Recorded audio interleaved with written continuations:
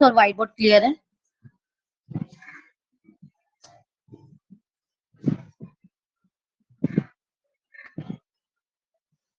आपको white board और voice clear है?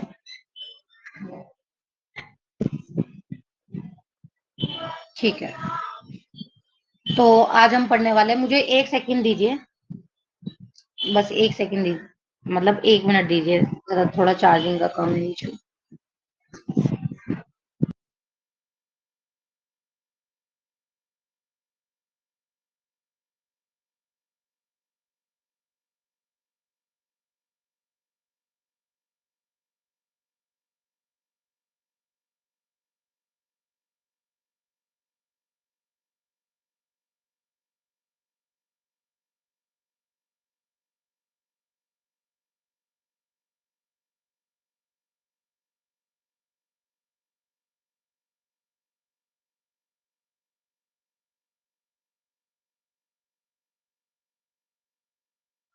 जी,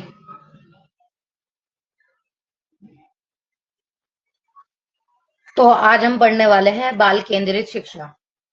कि बाल केंद्रित शिक्षा नाम से ही पता चल रहा है, बाल केंद्रित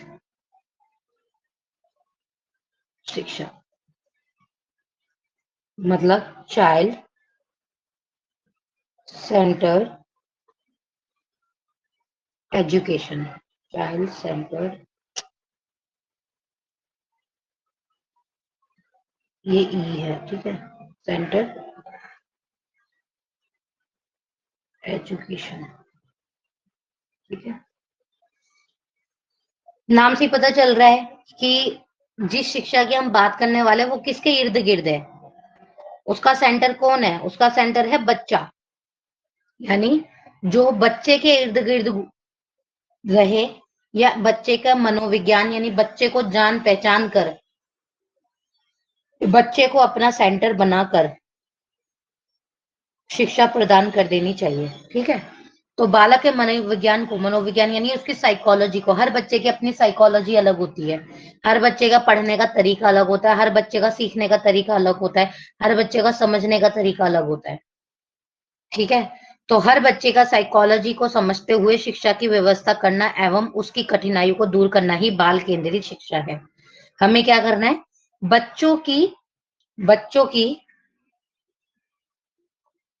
की मनोविज्ञान को समझना है, मनोविज्ञान को समझना और उसकी कठिनाइयों को दूर करना है। कठिनाइयों को दूर करना है, ठीक है। तो हमें क्या है? बच्चों को साइकोलॉजी को समझना है और बच्चे की जो भी परेशानी है उसको दूर करना है, ठीक है। याद रखिएगा, बच्चे को मारना पीटना नहीं है, ठीक है। बच्चे को कोई रट्टाफिकेशन नहीं कराना, उसको समझना है और उसकी जो जरूरत है उस जरूरत के अनुसार उसका मतलब उसका मनोविज्ञान, उसकी शिक्षा प्रदान करनी चाहिए, उसको एजुकेट करना चाहिए, ठीक है।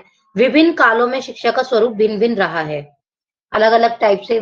जितने भी पिछले, जो पहले हमारे जो कितने वर्ष जब से शिक्षा स्टार्ट हुई है, जितना पहले का जो हमारा हिस्ट्री है, तो उस टाइम से लेकर अब तक बहुत different different kind of education system रहे हैं, ठीक है। अलग अलग टाइप के एजुकेशन सिस्टम रहे हैं, अलग अलग टाइप के एजुकेशन प्रोसेस रहे हैं, ठीक है। पहले के लोग, कुछ विद्याएं होती थी, वेद होते थे, वो पढ़ाया करते थे, ठीक है, वो पढ़ते थे और उनको वैल्यूज सिखाए जाते थे कि कैसे रहना है, डाउन टू अर्थ बन के कैसे रहना है। धीरे धीरे आते आते बहुत, मतलब बहुत लेवल पे ये बहुत बड़ा है, मतलब शिक्षा का। तो इसमें क्या है? चेंजेस आते रहे हमेशा, और हर स्तर पे, हर काल में ये भिन्न भिन्न रूप से सामने आती रही है। प्राचीन काल में जहां शिक्षा का उद्देश्य बालकों के मस्तिष्क में मात्र कुछ जानकारी भरना समझा जाता था, वहीं आधुनिक काल में बालकों का सर्वांगीण विकास शिक्षा का परम उद्देश्य बन गया है। पहले के जब प्राचीन काल में था, प्राचीन काल में बच्चों के लिए क्या था? प्राचीन काल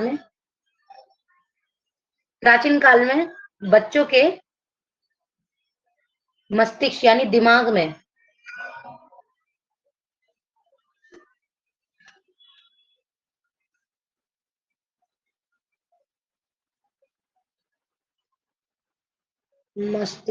ये मैंने लाइन थोड़ी टेढ़ी कर दी,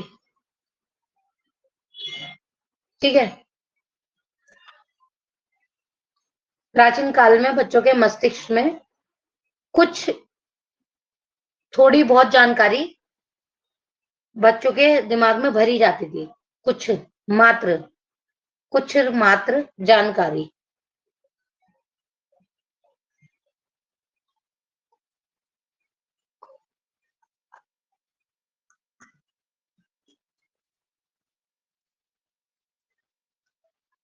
दिमाग में भरी जाती थी। लेकिन वही डिफरेंट क्या है, आधुनिक काल। लेकिन वही आधुनिक काल में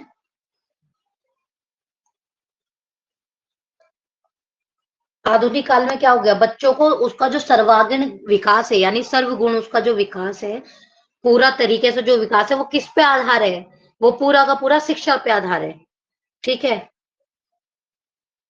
कि उसका जो आधुनिक क्या है, उसको उसके दिमाग में ना सारी जानकारी भर देनी है, तभी उसका पूरा पूर्ण विकास होगा। आधुनिक काल में बच्चों के दिमाग में सारी जानकारी, और पहले के लोगों में, पहले के प्राचीन काल में क्या था कि कुछ मेन जानकारी दे दी, बाकी उनको वैल्यूज वगैरह सिखाए जाते थे, जीवन जीने के तरीके सिखाए जाते, ठीक है। अब ऑफकोर्स ही बात है, चाइल्ड पैडागोजी, चाइल्ड साइकोलॉजी, जब अब ये चीज है, अब ये बच्चों के दिमाग में डाली जाती है, कौन डालता है, शिक्षक डालता है यानी टीचर डालता है। तो टीचर को किस चीज की सबसे ज्यादा वो होनी चाहिए, समझ।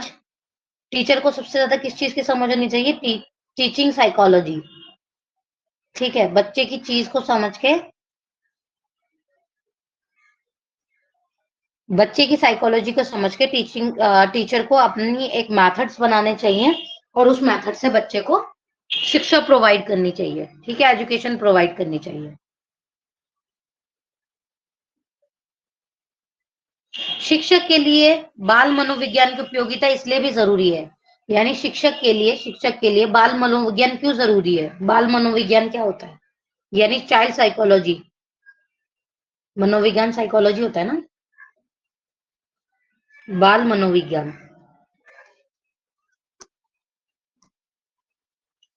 क्यों जरूरी है, शिक्षा बाल मनोविज्ञान, शिक्षक है, शिक्षक के लिए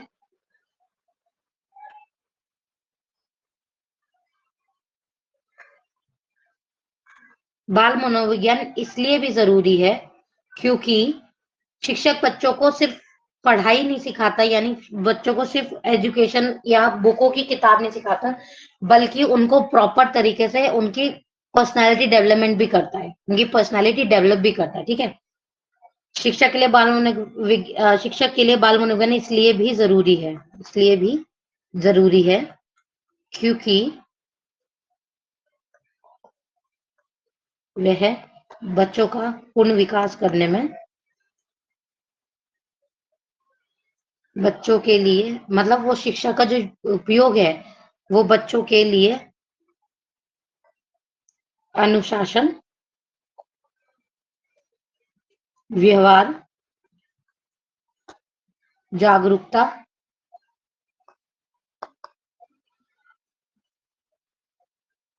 आदि के क्षेत्र में, ठीक है। बच्चों को क्या करता है, अनुशासन, व्यवहार, जागरूकता, ठीक है, इन सब चीजों की भी उनको उनका विकास होता है, ठीक है। हम जब स्कूल जाते हैं तो हमें अनुशासन सिखाया जाता है, वो आपको किताबों में नहीं सिखाया जाएगा, ना हमें किताबों में सिखाया जाता, वो हमें कहाँ सिखाया जाता है, हमारे बिहेवियर में चेंजेस करके हमें अनुशासन में रहना सिखाया जाता है, कि आपको किस तरीके के क्लास में बैठना है, किस तरीके से कार्य करना है।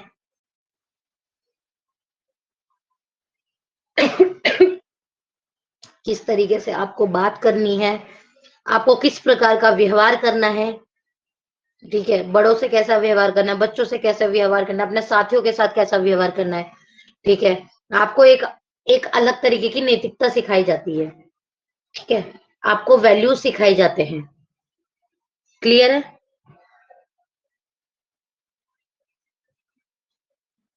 अब बाल केंद्रित शिक्षा की मुख्य विशेषताएं पढ़ेंगे हम। इतना क्लियर है?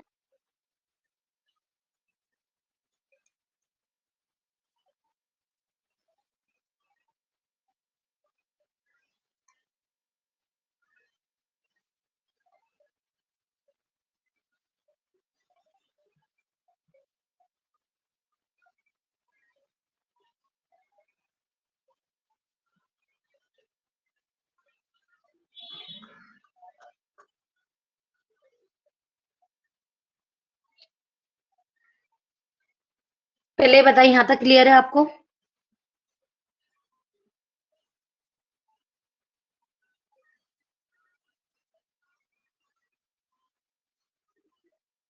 ओके, तो अब पढ़ेंगे हम इसकी विशेषताएं। किसकी विशेषताएं क्या है? तो फर्स्ट इज, पहली विशेषता इसकी क्या है? बालकों की, ऑफ कोर्स सी बात है, सबसे बेसिक। एक मिनट।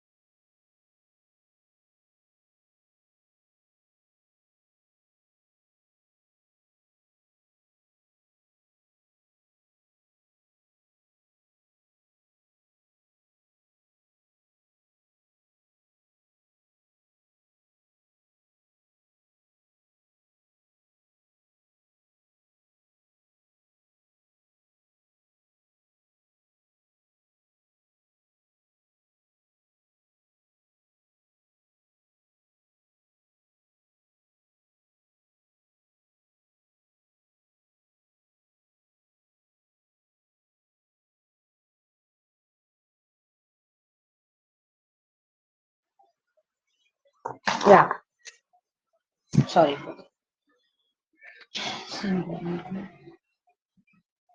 तो हम पढ़ रहे थे बालकों की बाल केंद्रीय शिक्षा की मुख्य विशेषता, ठीक है। तो फर्स्ट इज बालकों को ठीक से समझना। आवाज क्लियर है ना? बालकों को ठीक से समझना। तो बेसिकली हमें क्या करना है, बालकों को कैसे समझना है कि उन बच्चों का बिहेवियर क्या है, वो पढ़ने में किस तरीके के हैं, ठीक है, और बच्चों से वो कैसे डिफरेंट है। कुछ बच्चे होते हैं जो एक्स्ट्रा इंटेलिजेंट होते हैं, कुछ होते हैं एवरेज होते हैं, कुछ होते हैं बिल्कुल ही जिनका बेड़ा गर्क हो रखा होता है, ठीक है। तो उन बच्चों को समझना और उनकी आवश्यकता अनुसार उनको शिक्षा प्रदान करना। अब देखो, जो इंटेलिजेंट बच्चे हैं, जो क्लास के टॉपर्स हैं, वो तो एक ही बारी में कैच कर लेते हैं जो टीचर पढ़ा रही है, बल्कि एक्स्ट्रा ही पढ़ के चलते हैं। एवरेज स्टूडेंट भी ऑलमोस्ट 2 से 3 बार पढ़ के वो कैच करता है एक चीज को, बट द लोअर बच्चे वो नहीं पढ़ पाते। तो ऐसे बहुत सारे उनके कारण हो सकते हैं ना पढ़ने के, ठीक है। लेकिन बेसिकली बेसिकली हम ये मानते हैं कि बच्चे के अंदर कोई खामी है, कोई परेशानी है, कोई उसको चीज परेशान कर रही है। वो कुछ भी हो सकती है, उसकी फिजिकल प्रॉब्लम हो सकती है, उसकी मेंटली प्रॉब्लम हो सकती है, कुछ भी हो सकती है, जिसकी वजह से वो शिक्षा पे अपना ध्यान नहीं दे पा रहा है, उसका फोकस नहीं है। तो बालकों को क्या करना है, सबसे पहले हमें उन्हें ठीक से समझना है, ठीक है, कि एक्चुअल में कहाँ कमी आ रही है। तो क्या करना है, आपको उनसे बात करके देखना है। और ये आप कब करेंगे, जब आपने कहीं पे इसकी प्रैक्टिस करी होगी, यानी आपने टीचिंग ट्रेनिंग ली होगी, या आपने इस फील्ड की पढ़ाई करी होगी। जैसे कि इस फील्ड के लिए जो पढ़ाई सबसे इंपॉर्टेंट होती है वो बीएड होती है। वो इसीलिए होती है, इसके अंदर आपको सिखाया जाता है कि बच्चों को किस प्रकार से पढ़ाया जाता है, ठीक है, और कितने अलग अलग टाइप के बच्चे होते हैं और आपको उनको सबको कैसे हैंडल करना होता है, ठीक है। सेकंड इज शिक्षण पद्धति। अब कौन सी बात है, अब शिक्षण पद्धति आ गई। नेक्स्ट चीज पहले समझ लिया आपने। अब आपकी क्या है, शिक्षण पद्धति, यानी आपके टीचिंग मेथड। आपके टीचिंग मेथड कैसे होने चाहिए, मैंने बताया। पहले आपने बच्चे को समझ लिया। एक बच्चा है जो बहुत इंटेलिजेंट है, ठीक है, तो आपको पता है कि ये मेरे को तो बस इसको एक बार पढ़ाना है, वो अपना आप अपना कैच कर लेगा और उसको दोबारा समझाने की चीज की जरूरत नहीं होगी। वहीं जब एवरेज बच्चा होता है, एवरेज बच्चा, तो उसमें क्या होता है, वो बच्चा उस चीज को 2 से 3 बार दोहराता है, तब वो उस चीज को कंसीडर कर पाता है, यानी समझ पाता है। फिर आते हैं बिल्कुल लोअर स्टूडेंट्स, जो जिनको क्या है, जिनको समझ ही नहीं आता, उनके सर के ऊपर से जा रहा होता है क्या पढ़ा रही है टीचर, क्या नहीं पढ़ा रही, उनको कोई मतलब नहीं होता। तो क्या करना होता है ऐसा, और उन बच्चों को समझना चाहिए, उनसे जाके टीचर को बात करनी चाहिए। उनके जो नोट्स हैं, उनकी जो कॉपीज हैं, उनको बहुत ध्यान से चेक करना चाहिए, क्योंकि आपको बहुत सारी चीजें वहीं पे देखने को मिल जाएंगी। क्योंकि वो बच्चे, अगर उनमें कोई और फिजिकल प्रॉब्लम्स है या मेंटली प्रॉब्लम है, या उनको पढ़ने में दिक्कत है या बोलने में दिक्कत है, या किसी भी प्रकार से उनको कोई दिक्कत है, तो उसको टीचर को समझना चाहिए। क्या पता उनके फैमिली के साइड से उसको इश्यू आ रहा हो, वो बच्चा घर से ही इतना परेशान रह रहा हो कि उसका ध्यान नहीं लग पा रहा हो, ठीक है, या उसको कुछ लोग क्लास के बहुत ज्यादा बुली कर रहे हैं, ठीक है, परेशान कर रहे हैं, जिसकी वजह से वो बच्चा ध्यान नहीं दे पा रहा अपने पढ़ाई में। तो टीचर को क्या करना है, हर तरीके की चीज का पता लगाना है। ये नहीं कि बच्चा अगर कम मार्क्स लेकर आ रहा है तो डंडा उठा के लेके बैठ गए। बच्चे को मारना नहीं है, बच्चे को कोई डांटना नहीं है, बच्चे की कहीं पे जाके शिकायत नहीं करनी है। बच्चे को क्या करना है, समझना है। जैसे कि क्वेश्चन आया था लास्ट ईयर सीटेट में कि बच्चा बहुत दिन से एब्सेंट है, ये तो बहुत कॉमन क्वेश्चन है कि बच्चा बहुत दिन से एब्सेंट है। क्वेश्चन ये था कि बच्चा बहुत दिन से स्कूल नहीं आ रहा है, ठीक है, और उसने कोई नोटिस भी नहीं डाला है। तो टीचर को क्या करना चाहिए, डायरेक्ट जाके प्रिंसिपल, अब उसमें ऑप्शन थे, टीचर को क्या करना चाहिए, डायरेक्ट जाके प्रिंसिपल को उसकी जानकारी देनी चाहिए, ठीक है, या उसका स्कूल से नाम कट कर देना चाहिए, सेकंड ऑप्शन। थर्ड ऑप्शन था, ओपन ही जो हो सकते हैं, थर्ड ऑप्शन ये था कि टीचर को उसके माता पिता से बात करनी चाहिए और उसको उनसे इस चीज की जानकारी लेनी चाहिए कि बच्चा स्कूल किस वजह से नहीं आ रहा है, ठीक है। और चौथा, कि बच्चा स्कूल नहीं आ रहा है, टीचर को वहीं पे उस बात को खत्म कर देना चाहिए कि बच्चा नहीं आ रहा, ध्यान ही नहीं देना चाहिए। तो बताओ इसमें से ऑप्शन कौन सा ठीक है।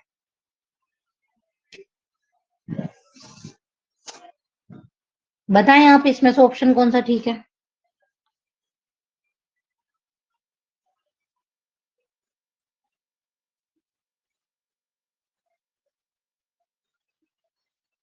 अरे आंसर करें।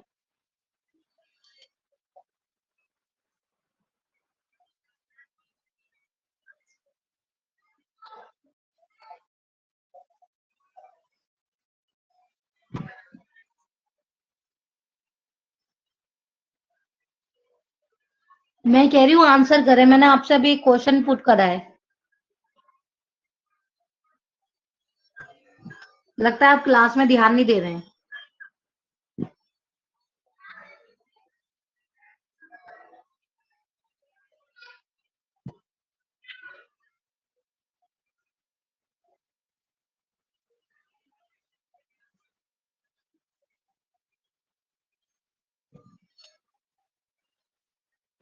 क्वेश्चन क्या है मैम?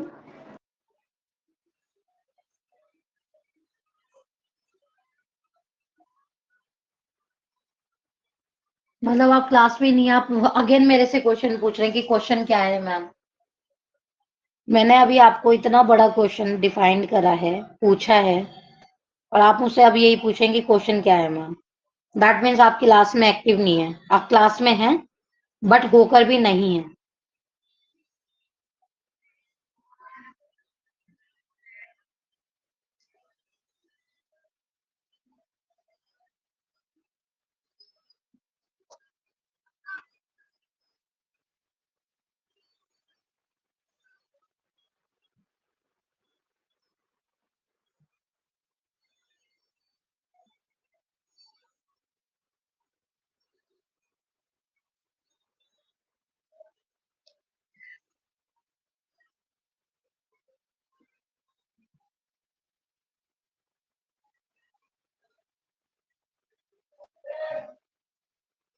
बोलिए ना मैम, आगे बोलिए।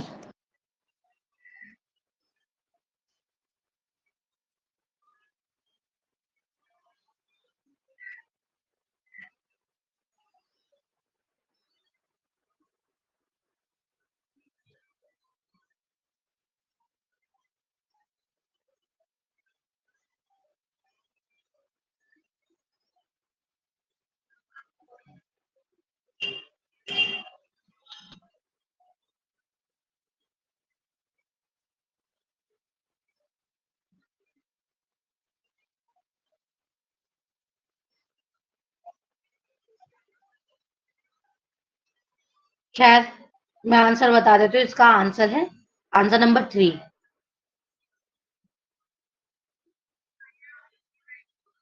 चले नेक्स्ट चीज। तो बच्चों को क्या करना है, हमें बच्चों की प्रॉब्लम समझकर और ऐसे मेथड्स बनाने चाहिए, ऐसी स्ट्रेटेजी, शिक्षण पद्धति यानी ऐसी स्ट्रेटेजी बनानी चाहिए जिससे कि बच्चे का मनोबल भी बढ़े और बच्चे का कॉन्फिडेंस भी बिल्डअप हो। फिर है थर्ड इज मूल्यांकन, यानी आपको उसको इवैल्यूएट करना है।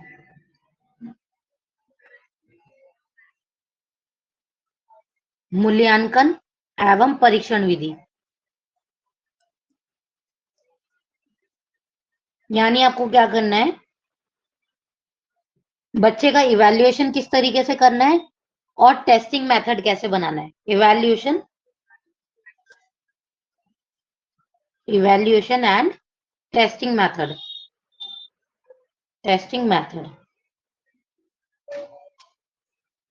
तो कैसे इवैल्यूएट करना है बच्चों को, ऐसे इवैल्यूएशन नहीं करना है कि क्या बोलते हैं, जिससे कि सिर्फ अच्छे बच्चे ही उसमें मार्क्स लेकर आए। हमें जो क्वेश्चन या कुछ भी चीज करनी है वो बच्चे से कैसे करना है, हमें उसका इवैल्यूएशन कैसे नहीं करना है, बच्चे का लेवल देख के कि बच्चा किस लेवल पर है। बच्चा अगर इंटेलिजेंसी के लेवल पर है तो हमें उससे हाई लेवल के क्वेश्चन पुट करने चाहिए जो उसकी समझ से थोड़े आसपास मैच करते हो और उसको मतलब क्रिटिकल थिंकिंग करने के लिए मजबूर करें वो क्वेश्चन, यानी बच्चा और सोच विचार के उनको आंसर करे। ठीक है। तो और जो एवरेज बच्चा है उसको उसके आसपास उसके लेवल के हिसाब से क्वेश्चन पूछने चाहिए, पर उसमें भी कि थोड़ा वो क्रिटिकल थिंकिंग यानी सोचे विचार है उस चीज पर कि वो क्या आंसर देने वाला है। ठीक है, और इसका आंसर क्या सही होगा। तो बच्चे का लेवल देखकर उससे क्वेश्चन करने चाहिए, ना कि एक ऐसा पेपर बना के दे देना चाहिए जिसमें सिर्फ हाई स्कोरिंग करने वाले बच्चे ही स्कोर कर पाए, ठीक है, क्योंकि और बच्चों का तो लेवल ही नहीं है उस पेपर के जितना, तो मॉडिफाइड करके पेपर बनना चाहिए, उनका मूल्यांकन भी उसी तरीके से करना चाहिए, ठीक है। अब जैसे कि आप देख लें, जितने बड़े बड़े सेलिब्रिटीज हैं, जितने बड़े बड़े हमारे स्पोर्ट्समैन या विमेन है, वो क्या है, वो कहीं ना कहीं अपने लाइफ में कहीं ना कहीं फेलियर रहे हैं एजुकेशन की फील्ड में, बट जो स्पोर्ट की फील्ड में वो बादशाह है वो वहां के। तो जरूरी नहीं है हर बच्चा पढ़ाई में साइंटिस्ट हो, पढ़ने लिखने में बहुत इंटेलिजेंट हो। हर बच्चे के अंदर एक अपना हिडन टैलेंट होता है। जिंदगी में हर चीज पढ़ाई से नहीं मिलती है, ठीक है। कुछ लोग अपनी अपनी फील्ड के बादशाह हैं, कुछ लोग कुकिंग करके बहुत पैसा कमा रहे हैं, नाम भी कमा रहे हैं, कुछ लोग पढ़कर भी पैसा कमा रहे हैं, कुछ लोग पढ़ाकर पैसा कमा रहे हैं, ठीक है। कुछ लोग नाच कर पैसा कमा रहे हैं, नाम फेम कमा रहे हैं, कुछ लोग गाना गा के कर रहे हैं, फेम कमा रहे हैं, पैसा कमा रहे हैं, ठीक है। कुछ लोग क्रिकेट खेल के पैसा कमा रहे हैं, ठीक है। तो बहरहाल कि पढ़ाई बहुत जरूरी है, बट हर बच्चा अपने आप में इंडिविजुअल, वो भी तो कभी बच्चे रहे होंगे अपनी जिंदगी में, ये तो नहीं सीधा पैदा होते ही वो बड़े हो गए एकदम। तो बहरहाल हर बच्चा अपनी जिंदगी में इस दौर से गुजरता है, जब उसको समझ नहीं आता है, फेलियर से भी गुजरता है। और जहां तक है, जितने मेरा ऐसा मानना है कि जितने जो बच्चे ऐसे पढ़ाई वढ़ाई में होते हैं, उनका कहीं ना कहीं इंटरेस्ट किसी और चीज में जरूर होता है। अच्छे वाले बच्चे, ऐसे नहीं कि जो पढ़ नहीं रहे बेकार की चीजें कर रहे हैं, उनका नहीं। जो नहीं पढ़ते लेकिन उनका ध्यान किसी और चीज में होता है, उनका स्पोर्ट में कोई ध्यान होता है, वो उस फील्ड में जाके कुछ करना चाहते हैं। किसी को बॉडी बिल्डिंग में होता है, किसी को स्विमिंग में होता है, कोई कोच बनना चाहता है, लाइफ कोच बनना चाहता है, ठीक है। There are so many things. Fourth is, ये हमारा थर्ड पॉइंट है। फोर्थ इज पाठ्यक्रम की प्रकृति। पाठ्यक्रम की प्रकृति, इसका मतलब है आपका क्या होना चाहिए, करिकुलम का नेचर। करिकुलम पाठ्यक्रम यानी करिकुलम नेचर, यानी आपका करिकुलम किस नेचर का होना चाहिए, आपका पाठ्यक्रम किस नेचर का होना चाहिए। आप जो अपना करिकुलम आपने बनाया है, वो आपका कैसा होना चाहिए, उसकी प्रकृति कैसी होनी चाहिए। आपको करिकुलम किसके हिसाब से बनाना है, आपको करिकुलम भी बच्चों के हिसाब से बनाना चाहिए। चाइल्ड सेंटर्ड के बारे में पढ़ना है। करिकुलम भी किसके हिसाब से होना चाहिए, बच्चे के हिसाब से होना चाहिए, बालक के हिसाब से होना चाहिए, ठीक है। हमारा सेंटर कौन है, बच्चा है। तो जो भी कुछ करना है ना, हमें बच्चे को ध्यान में रख के करना है बस, कि बच्चे के लिए क्या ठीक होगा। और वो कब ध्यान में रखेंगे आप, क्योंकि आप भी कभी बच्चे थे, वो ध्यान में रखें। बाकी बीएड वगैरह में अगर आप टीचिंग की फील्ड में जा रहे हैं, तो मेरा ऐसा मानना बिल्कुल सही है कि आप लोग बीएड करके आ चुके हैं, ठीक है, और या बीएड करने की तैयारी कर रहे हैं या सीटेट की तैयारी कर रहे हैं। तो बहरहाल आपको ये चीज पता है कि करिकुलम चाइल्ड सेंटर का मतलब क्या है, कि बच्चे के इर्द गिर्द ही सब कुछ, पढ़ाई जो होती है वो बच्चे के इर्द गिर्द, और जो भी स्ट्रेटेजी बनाई जाती है वो बच्चे के इर्द गिर्द ही बनाई जाती है। तो करिकुलम नेचर भी किसके अकॉर्डिंग होना चाहिए, बच्चे के ही अकॉर्डिंग होना चाहिए, ठीक है। जो आपको करिकुलम बनाना है वो बच्चे के अकॉर्डिंग होना चाहिए। करिकुलम में क्या है, बच्चे के आपको पढ़ाई का भी हो, उसका गेम का भी हो, एक्टिविटीज का भी हो, सो मेनी थिंग्स होनी चाहिए, ताकि उसमें क्या है, हर बच्चे को अलग अलग मौके मिले।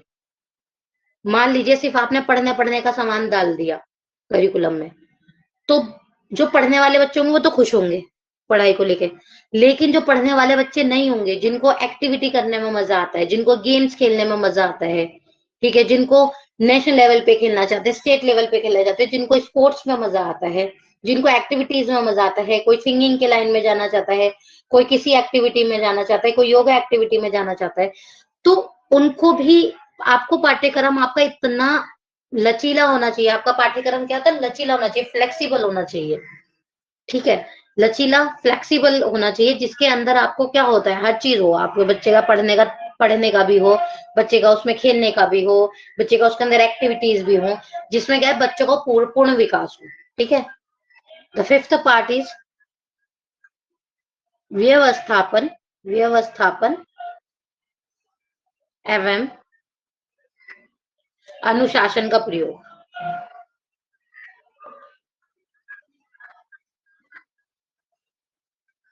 अनुशासन का प्रयोग। अब बताएं,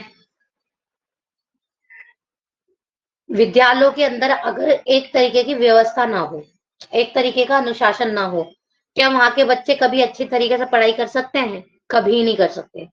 हर विद्यालय का एक अपना अनुशासन होता है। अनुशासन में क्या क्या आता है कि बच्चे ड्रेस कैसे पहने, उनका ड्रेस कोड क्या होना चाहिए, वो ड्रेस किस तरीके से कैरी कर आए, ठीक है, और किस तरीके से उन्हें शू पहनने चाहिए, किस तरीके से बाल बनाने चाहिए, ये भी अनुशासन में आता है। अनुशासन में भी आता है कि स्कूल का ये टाइम है, उसके बाद स्कूल में एंट्री बंद हो जाएगी, आप लेट कमर्स में आप शामिल होंगे, आपकी अटेंडेंस नहीं लगेगी, ठीक है। ये एक तरीके की व्यवस्था है, ये एक तरीके का अनुशासन है, ठीक है। तो क्या होना चाहिए इसके लिए भी, क्या होना चाहिए इस अनुशासन को बनाए रखने के लिए टीचर के पास क्या होना चाहिए? बाल मनोविज्ञान की जानकारी होनी चाहिए, क्योंकि अनुशासन सिर्फ स्कूल का ही नहीं, आपके ये तो स्कूल की आपकी व्यवस्था और अनुशासन है। अनुशासन आपकी क्लास का भी होता है, ठीक है, आपके खेल का भी होता है, आप किस तरीके से बैठ रहे हैं, आप किस तरीके से एग्जाम दे रहे हैं, आप उसमें किस तरीके से, कुछ बच्चे होते हैं बातें कर रहे हैं एग्जाम में, बताओ आगे पीछे चीटिंग के चक्कर में, क्या वो अनुशासन है? नहीं। आपको पूरे साल पढ़ाई कराई जाती है इसलिए ताकि आप एग्जाम देकर अच्छे नंबरों से पास हो, ये नहीं कि आप एग्जाम में बैठ के चीटिंग करने के लिए इधर उधर देख रहे हो या बातें कर रहे हो। तो अनुशासन होता है एक तरीके का, जिसमें आपका टाइम भी मैनेज होता है कि आपके इतने टाइम से इतने टाइम होगा वरना आपका पेपर छीन लिया जाएगा, आपकी एंट्री इतने टाइम से इतने टाइम तक होगी, एक तरीके का अनुशासन है, ठीक है। और ये क्या करते हैं, बच्चों को सही राह दिखाने में ये बाल मनोविज्ञान के लिए बहुत ज्यादा सहायक होते हैं। अनुशासन होना बहुत जरूरी है बच्चे के लिए, बच्चे के लिए, सभी के लिए अनुशासन बहुत जरूरी है। जब तक आपकी लाइफ में एक तरीके का अनुशासन नहीं है तो आप उस चीज को कभी अचीव नहीं कर सकते, ठीक है। तो यहाँ पे हमारी क्या है, बाल शिक्षा की विशेषताएं समाप्त हो जाती है, खत्म हो जाती है।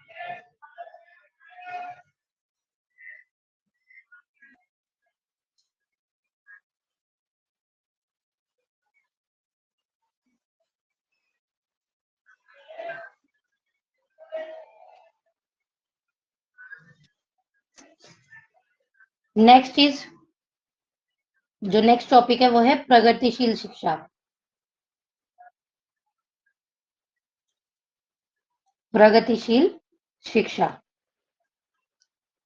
यानी प्रोग्रेसिव एजुकेशन, ठीक है। प्रोग्रेसिव एजुकेशन का क्या मेन कार्य होता है कि बच्चा स्वयं करके सीखे, यानी बच्चे को जब पढ़ाया जा रहा है बच्चा अपने आप को स्वयं पर बल दे, सीखने के लिए जोर दे, ठीक है। और टीचर का क्या रहता है प्रगतिशील शिक्षा में, उसकी टीचर की जो शिक्षण विधि है यानी उसका जो टीचिंग मेथड है वो क्या रहता है कि बच्चे की जो जीवन की क्रियाएं हैं उनको विषयों के साथ जोड़कर बच्चों की जीवन की क्रियाएं, जीवन की क्रियाओं को विषयों के साथ जोड़कर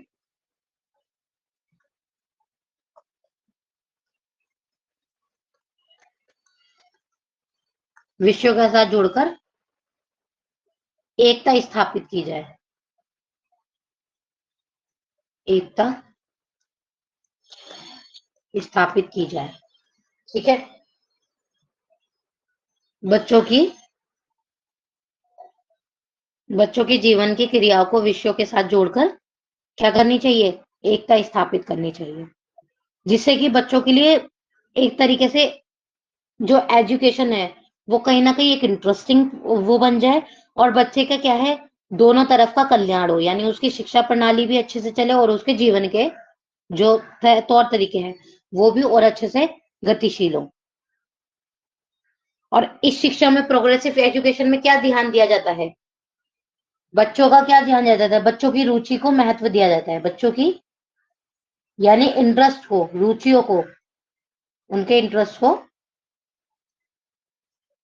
महत्व दिया जाता है।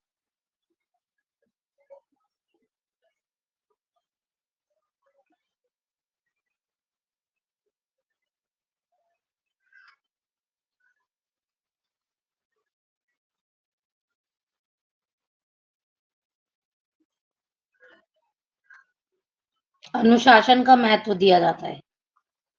प्रगतिशील जीवन, अनुशासन का महत्व भी दिया जाता है। अनुशासन पर महत्व,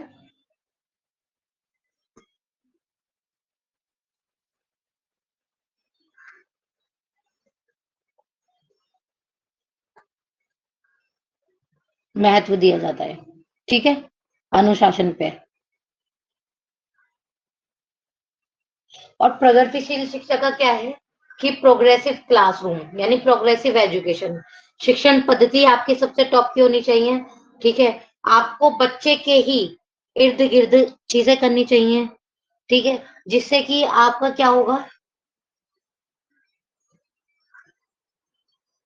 बच्चे को ही चाइल्ड सेंटर्ड ही मानकर, बच्चे का ही सेंटर मानकर आपको क्या करना है, उसके ही कल्याण के लिए यानी अ, उसके ही अच्छाई के लिए आपको कार्य करना है। यानी आपको अगर जो कोई शिक्षण विधि लगानी है या कोई विधि बच्चों के लिए यूज करनी है, तो आपको क्या करना है, बच्चों को ही ध्यान में रख के यूज करना है।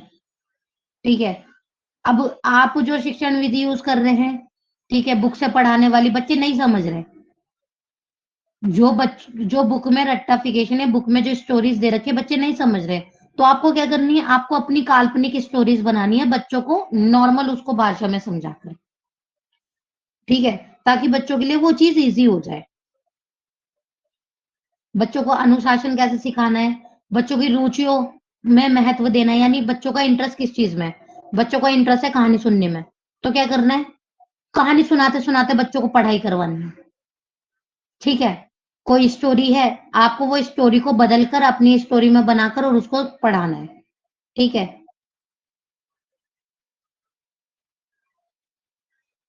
ये देखना बच्चों की क्रिएटिविटी किस में है, बच्चों का इंटरेस्ट किस चीज में आ रहा है। ठीक है, खेल में इंटरेस्ट है तो बच्चों को खेल खेल में सिखाना है। तो चाइल्ड सेंटर का मेन है कि कुछ भी हो, बच्चे को ही सेंटर मानना है और एट द एंड क्या करना है, बच्चे को ही हमें पढ़ाना है।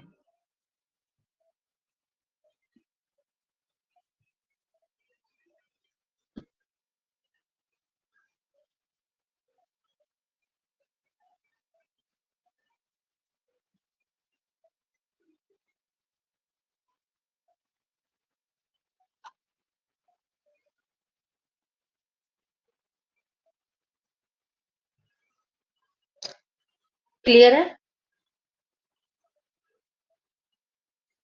क्लियर है आपको ये? तो प्रोग्रेसिव क्लासरूम का भी क्या है, बच्चे को ही हमें सेंटर बनाकर बच्चे के ही इर्द गिर्द उसके विषयों को, उसके जीवन की, जो भी वो अपने जीवन में जिस भी प्रकार का व्यवहार है उसका, ये जो भी है, ठीक है, उसकी जो भी कहानियां है, उसके जो पिछले अनुभव है, उनको क्या करना है, आपको बेस बनाकर उनकी आगे की शिक्षा को प्रोग्रेस करना है। ठीक है, तो प्रगतिशील शिक्षा सिर्फ इतना ही थी हमारी अवधारणा।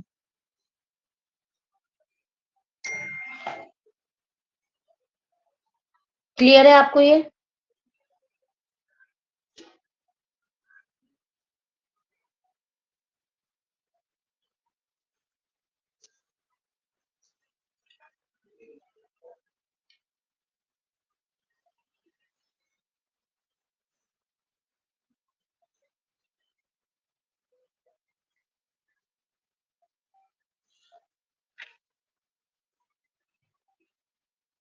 क्लियर है आपको ये?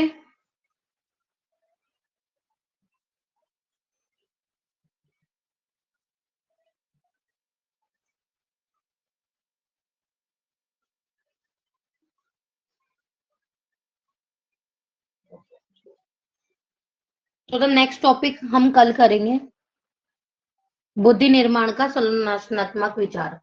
कि बुद्धि निर्माण कैसे होती है, ठीक है? कि बुद्धि का निर्माण कैसे होता है, बच्चों की बुद्धि के निर्माण कैसे होता है और उनका समालोचनात्मक विचार कैसे होता है, ठीक है? कि उनकी एबिलिटी क्या है लर्न करने की, ये सब हम आगे पढ़ेंगे।